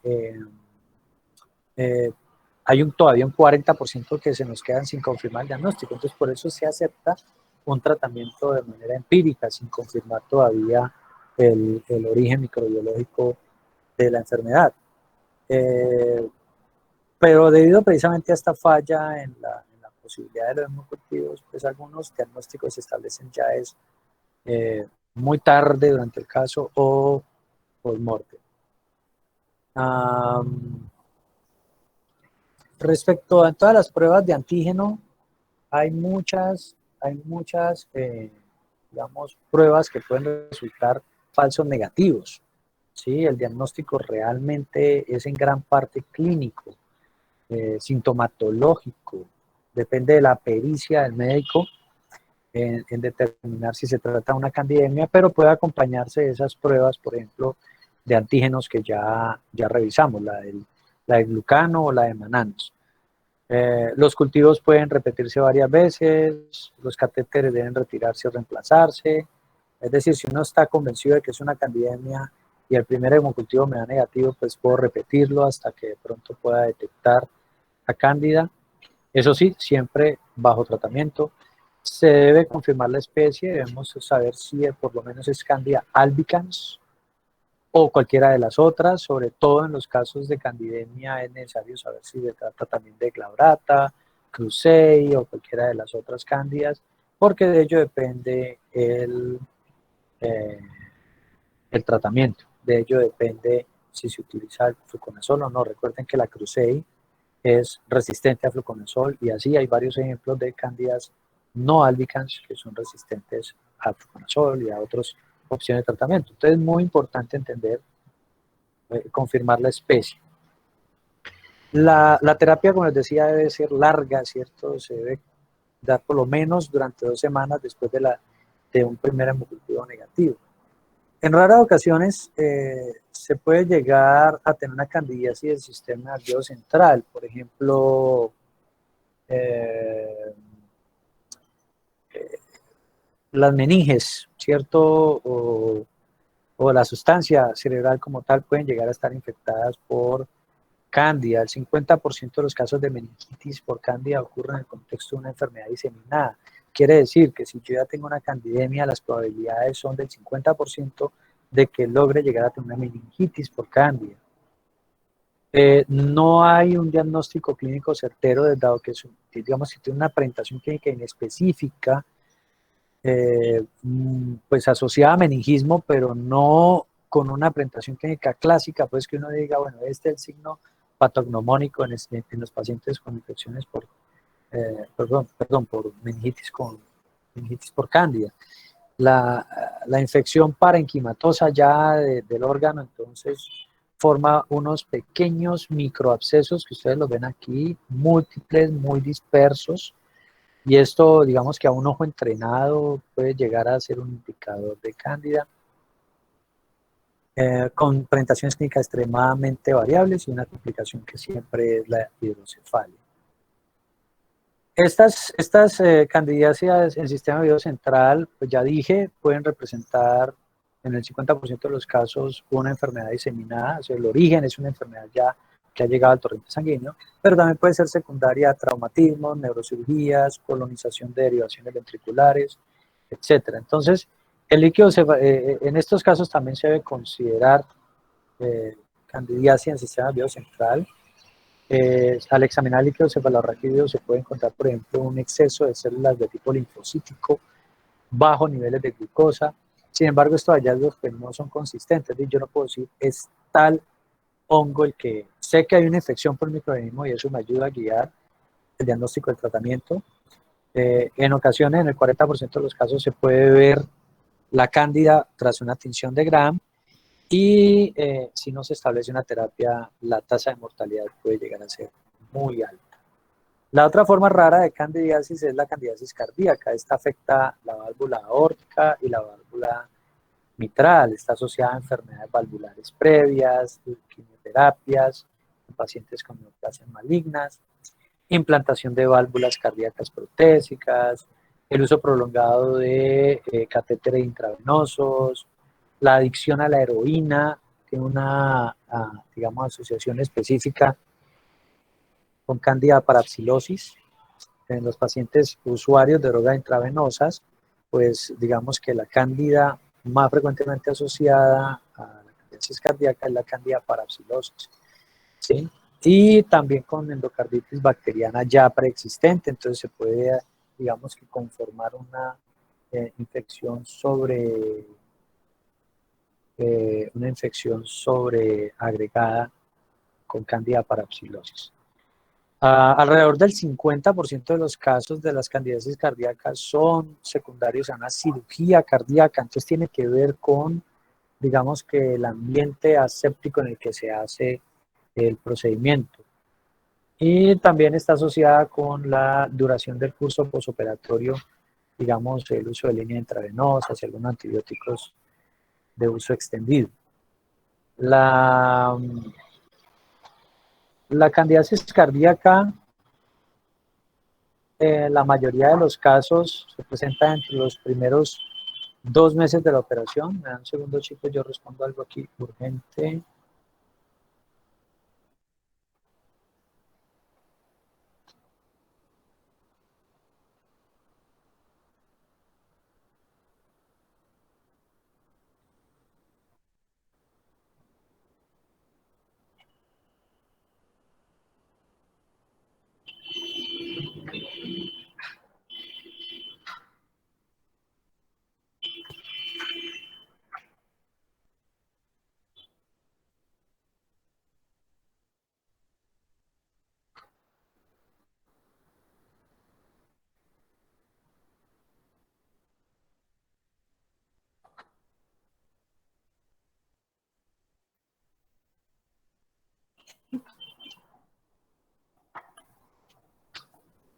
Ok, ya volví. Entonces, les decía que la mayoría de los casos de candidiasis cardíaca se presenta dentro de los primeros 2 meses del posoperatorio y digamos que tiene una proporción de menos del 40% de los casos causados por especies no albicans y un 70% de pacientes, digamos, pueden llegar a tener motivos positivos. Antes de lograr establecer terapias antimicóticas altamente efectivas, pues la mortalidad era muy alta, era del 90%. Hoy en día, el tratamiento combinado, ¿cierto?, prolongado de hasta 6 o 10 semanas y una remoción quirúrgica temprana, por ejemplo, de la válvula protésica, hay que quitarla porque obviamente es la fuente del mecanismo, reemplazarla tal vez con otra, esto lo ha llevado alrededor del 45% de la mortalidad. Sin embargo, sigue siendo una mortalidad muy alta. Hay un alto riesgo de recaída. Los pacientes con candidiasis cardíaca necesitan un seguimiento de al menos 2 años después de la operación con objeto ya de descartar definitivamente una potencial recaída. Incluso se puede llegar a considerar la terapia inmunosupresora a largo plazo, por ejemplo, perdón, no inmunosupresora, sino antimicótica de largo plazo como fluconazol. El paciente puede tener que utilizar fluconazol durante toda su vida, pues con las manifestaciones consecuentes a eso. Pues yo no puedo estar tomando antimicótico toda mi vida sin que me pase nada. Obviamente puedo empezar a tener una serie de manifestaciones debidas a disbiosis en algunas otras zonas anatómicas de nuestro organismo. Otras manifestaciones cardíacas posibles son los microabscesos miocárdicos y la pericarditis. Bueno, muy bien. Ahora vamos a terminar, creo que terminamos aquí en estas 3 infecciones. Vamos a hablar de la candidiasis urinaria. Esta infección renal ocurre principalmente de forma hematógena, al revés de lo que uno puede pensar. La diseminación de tipo retrógrado, es decir, del nicho ecológico vaginal a través de la uretra de la mujer, a eso se le denomina diseminación retrógrada. En los hombres no es tan común, ¿sí?, por la estructura anatómica. En las mujeres es un poco más común, pero aún así la infección renal generalmente es de diseminación hematógena, es decir, viene de otro sitio anatómico. No es por la presencia de cándida en el tracto genital femenino. Generalmente ocasiona necrosis papilar, se forman unas estructuras que llaman bolas fúngicas y se forman abscesos pues, perinétricos, ¿sí? Entonces, digamos que daña considerablemente la función renal. Se debe retirar entonces cualquier material protésico que esté dentro del tracto geniturinario. Una sonda, por ejemplo, debe ser retirada en este caso. Si es que está presente, porque probablemente es este material protésico el que genere la infección por cándida, la candidiasis urinaria. Cuando se detecta cándida en la orina, candiduria, esta debe tratarse, sobre todo si son pacientes que tienen un trasplante renal, recién nacidos con neutropenias y bajo peso al nacer, o pacientes sometidos a cualquier intervención quirúrgica de tracto urinario, por ejemplo una nefrostomía. Entonces, cuando se encuentra la cándida en la orina, no se debe interpretar como un contaminante, sino que debe ser tratado y sobre todo si tienen estos antecedentes. La infección ósea y articular no es común, ¿cierto? Se llama osteomielitis por cándida. Puede afectar vértebras, discos vertebrales, la muñeca, el fémur, escápula, húmero, uniones costocondrales. Y en esto los hemocultivos suelen ser negativos. A pesar de que esta es una infección que claramente es una diseminación hematógena, los hemocultivos suelen ser negativos. El diagnóstico se va a hacer entonces por una aspiración del líquido de esa zona afectada, del hueso, de si está causando, por ejemplo, inflamación, entonces del tejido inflamatorio cerca a la lesión. Entonces, como les decía, la mayoría de estos casos siguen siendo una diseminación hematógena, pero pueden ser secundarios también a propagaciones desde la piel. Es probable que se requiera cirugía para retirar todo el tejido, una debridación quirúrgica. puede esta artritis séptica, miren que ya no estamos hablando del hueso como tal, sino de una artritis, se puede dar en el contexto de una diseminación hematógena, un trauma, una cirugía de alguna articulación o por el uso de esteroides intraarticulares. Esto es particularmente importante en pacientes con enfermedades reumatológicas que tienen que hacerse este tipo de procedimientos, pero si no se hacen con la asepsia adecuada al inyectar los esteroides de manera intraarticular, pues entonces básicamente lo que estamos haciendo es creando una vía de entrada desde la piel hasta áreas más profundas en la articulación con las agujas. Puede ser una complicación de SIDA y, como les decía, la artritis reumatoidea, precisamente por el tipo de tratamiento que se pueden hacer estos pacientes.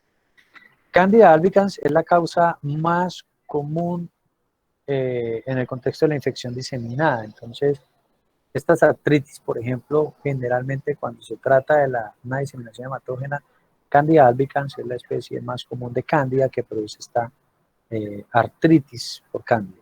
Las especies no albicans son más comunes cuando la infección es más de carácter local. Es decir, digamos que estamos hablando de una artritis muy localizada, ¿sí? En una sola articulación, ¿cierto? En la muñeca, por ejemplo, o en la rodilla, en una sola rodilla.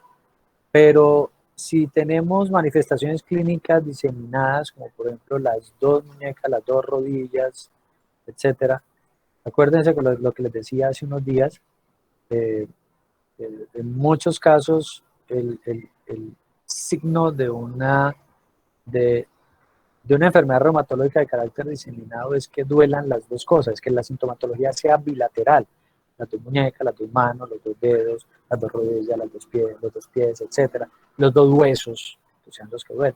Entonces, hablamos de una causa o un origen diseminado. Cuando es una sola la que duele, probablemente el origen es un poco más local y hay que considerar infecciones de carácter local en el caso de estas cándidas. Bueno, la infección intraabdominal generalmente es una peritonitis, es una complicación sin duda, el peritoneo es un sitio considerado anatómicamente estéril, se puede complicar, entonces esta peritonitis por Candida suele ser una complicación de una diálisis peritoneal, puede llegar a conducir una perforación o puede ser consecuencia también de una perforación gastrointestinal o ya sea de una intervención quirúrgica en esta zona. De nuevo, entonces básicamente implica romper la continuidad del órgano y provocar que el contenido del órgano del tracto intestinal vaya al peritoneo. Es básicamente eso lo que nos están diciendo. Entonces, al someter al paciente a diálisis por una perforación gastrointestinal subsecuente, por ejemplo, a una apendicitis, una gastritis, una colitis ulcerativa, este tipo de cosas que pueden provocar contenido, que el contenido del tracto se vaya al peritoneo, puede entonces generar una peritonitis por cándida o ya sea por una intervención ya quirúrgica que involucre este órgano. Las infecciones tienden a permanecer de forma localizada. No es común que del peritoneo se pueda diseminar pues, a muchos otros órganos, sobre todo si se trata de diálisis peritoneal, y alrededor del 25% de esta manifestación de la infección intraabdominal por cándida pues son secundarios a esa perforación del tejido gastrointestinal, del tracto gastrointestinal. Otros órganos gastrointestinales que pueden verse afectados además del tracto como tal son, por ejemplo, la vesícula biliar, el vaso, hígado, páncreas, etc. La infección hepatoesplénica puede llegar a producirse muy raramente para infección en personas gravemente inmunocomprometidas. Como decíamos, entonces la peritonitis por cándida pues, se debe a una diálisis peritoneal generalmente, casi en el 25% de los casos. Se puede tratar con instilación local. ¿Alguien sabe qué es instilación?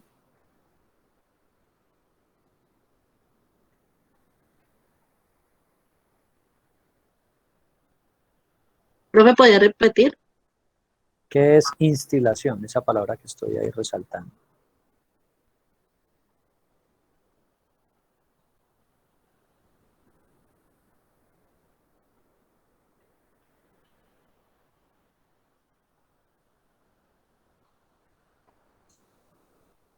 ¿Nadie sabe? Búsquenlo, por favor, ahí. Ustedes tienen Google a su disposición. Instilación. ¿Qué es instilación? Profe, pues aquí dice que es como la acción en medicina, que es como la acción de introducir un líquido lentamente en el cuerpo, o sea, o ponerlo gota a Correcto, gota o en otro método. correcto. El término técnico para esa, digamos, inyección, que no es inyección, es instilación, es una inyección de líquido, pero de una forma muy lenta, ¿sí? A nivel local, ya sea con angiotensina B o con fluconazol, pues entonces digamos que es el tratamiento eh, estándar para la peritonitis por cándida. Y obviamente siempre extraer el catéter asociado a él. Si se encuentra cándida en un drenaje posoperatorio de larga data, de hace mucho rato, pues puede representar una colonización y entonces su presencia ya no es igual a la infección, el tratamiento no siempre es necesario, es decir, usted puede encontrar cándida en un drenaje posoperatorio de hace mucho rato sin tener necesidad de signos y síntomas, entonces no es necesario tratarlo desde el punto de vista de que probablemente el sistema inmune tiene controlada esa población de cándida. Si se llega a identificar mediante biopsia o tomografía axial computarizada, una ecografía, en el líquido ascítico, a partir de un abdomen no drenado, esto sugiere una infección que debe tratarse inmediatamente, ¿sí? Porque obviamente pues no hay drenaje, entonces hay que eliminar inmediatamente la infección, hay que establecer el tratamiento antimicótico específico con fluconazol.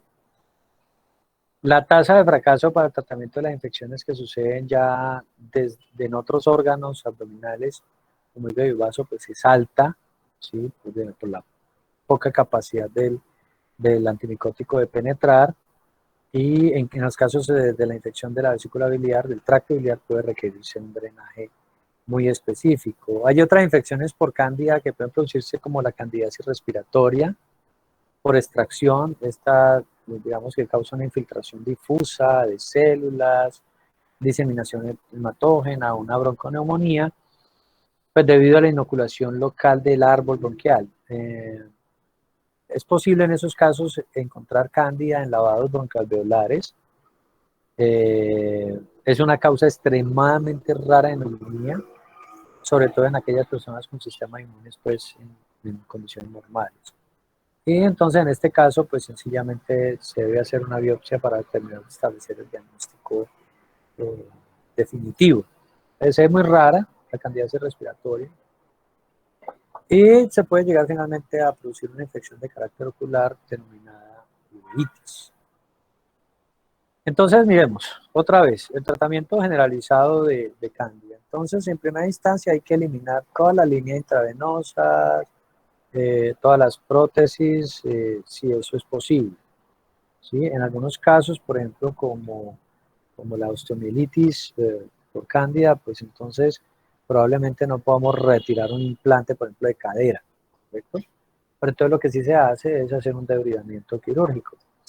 La fotericina B y el fluconazol son la primera línea, ¿cierto?, de tratamiento en la mayoría de infecciones diseminadas, especialmente si existe un riesgo de resistencia a fluconazol, precisamente por infecciones con cándidas no albicans, entonces se debe utilizar la fotericina B.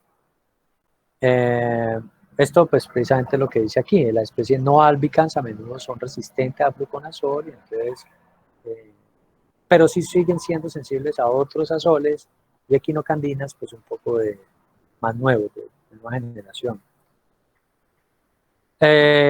Se pueden hacer pruebas de susceptibilidad a antimicóticos, tal como se hacen las bacterias con los antibióticos, y estas son especialmente importantes cuando la especie infectante es una especie no albicans.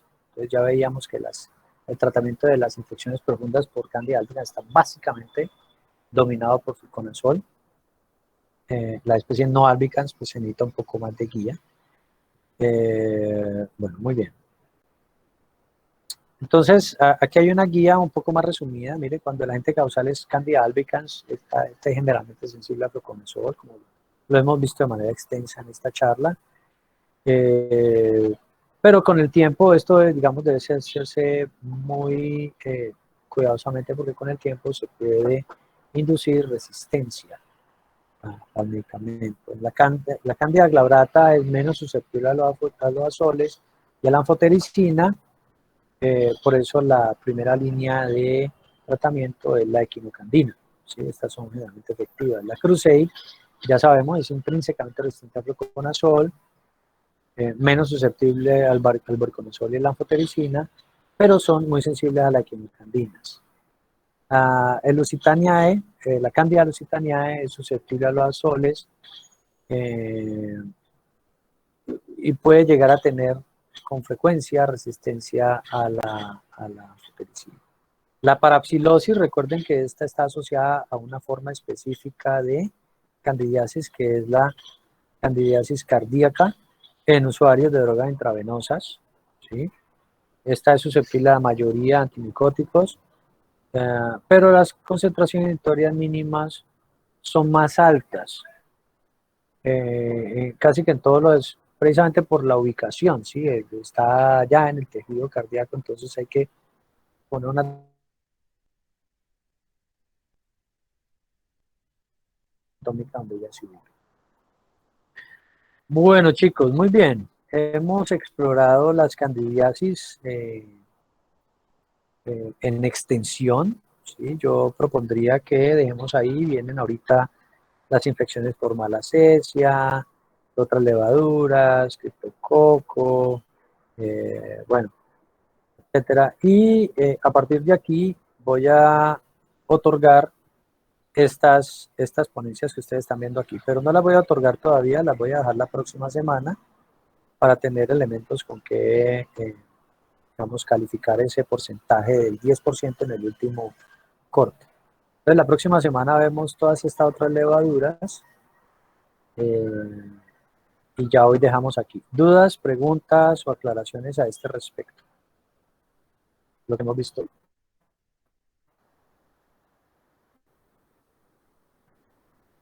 Entonces, miren ustedes, hemos visto, pues, hemos visto la introducción a los hongos. Hemos visto que las micosis se clasifican como en 3 de acuerdo a la profundidad. Las micosis superficiales, las micosis subcutáneas y las micosis sistémicas. Y hoy hemos visto tal vez el hongo más importante clínicamente hablando, más frecuente, y hemos visto que este es un hongo que puede producir todo tipo de infecciones, tanto superficiales como subcutáneas como sistémicas, ¿correcto? Entonces quiero dejarlo aquí para que ustedes puedan ser capaces de digerir. Si les parece, entonces vamos a descansar unos 15 minutos